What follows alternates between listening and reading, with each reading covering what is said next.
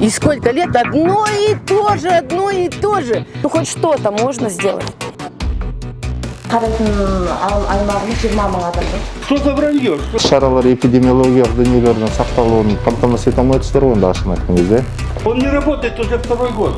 Кто ворует? Это упущение местных исполнительных органов. В Акимат сколько раз обращались, никто внимания не обращает. Народ-то уже устал терпеть, понимаете?